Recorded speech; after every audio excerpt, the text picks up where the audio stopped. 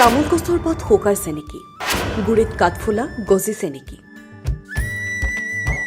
তেন্তে সাৱধান, ই গেনোডাৰ্মা ৰোগৰ সংকেত হ'ব পাৰে। তামোল খেতিত নীৰৱ ঘাতকৰ দৰে বিস্তাৰ হোৱা এবিধ ভয়ংকৰ ৰোগ হৈছে গেনোডাৰ্মা।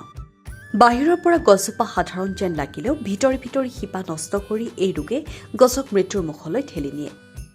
এই ৰোগত প্ৰথমে গছৰ তলৰ পাতবোৰ হালধীয়া হৈ শুকাবলৈ আৰম্ভ কৰে। সময় বাগৰাৰ লগে লগে অধিকাংশ পাত শুকাই যায় আৰু থুৰি পাতখিলা গছত ওলমি থাকে। গছজোপা ক্ৰমে দুৰ্বল হৈ পৰে।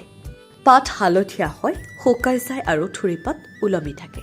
আক্ৰান্ত গছৰ গুৰিৰ পৰা বহু সময়ত এঠাযুক্ত ৰস ওলায়। ৰোগ বেছি বৃদ্ধি পালে গছৰ গুৰিত বা ওচৰত কাঠফুলা গজি উঠে। এই কাঠফুলাই গেনোডাৰ্মা ৰোগৰ এক স্পষ্ট চিন। মাটিত বাস কৰা গেনোডাৰ্মা লুচিডাম নামৰ এবিধ ভেঁকুৰে এই ৰোগৰ সৃষ্টি কৰে। ভেঁকুৰবিধে শিপাত আক্ৰমণ কৰি গছজোপাৰ পানী আৰু পুষ্টি আহৰণ ক্ষমতা ধ্বংস কৰে। শিপা আক্ৰমণ কৰি পানী আৰু পুষ্টি যোগান বন্ধ কৰে। ফলত গছজোপা এফালৰ পৰা ক্ৰমে শুকাবলৈ ধৰে আৰু শেষত সম্পূৰ্ণৰূপে মৰি যায়। এই ৰোগৰ নিয়ন্ত্ৰণৰ বাবে বিশেষজ্ঞৰ পৰামৰ্শ মতে কেলক্সিন দ্ৰাৱণ শিপাৰ অংশত প্ৰয়োগ কৰিব লাগে। লগতে বাগিচাত পানী জমা হ'ব নিদিয়া, পৰিষ্কাৰ পৰিচ্ছন্নতা বজাই ৰখা আৰু নিয়মিত পৰ্যবেক্ষণ কৰাটো অত্যন্ত জৰুৰী।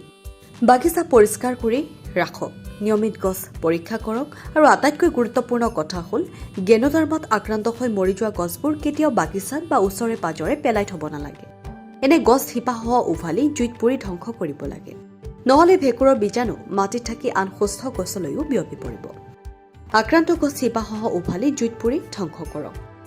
মনত ৰাখিব, সময়মতে গেনোডাৰ্মা ৰোগ চিনাক্ত কৰিলেহে তামোল বাগিচাক ডাঙৰ ক্ষতিৰ পৰা ৰক্ষা কৰিব পাৰি।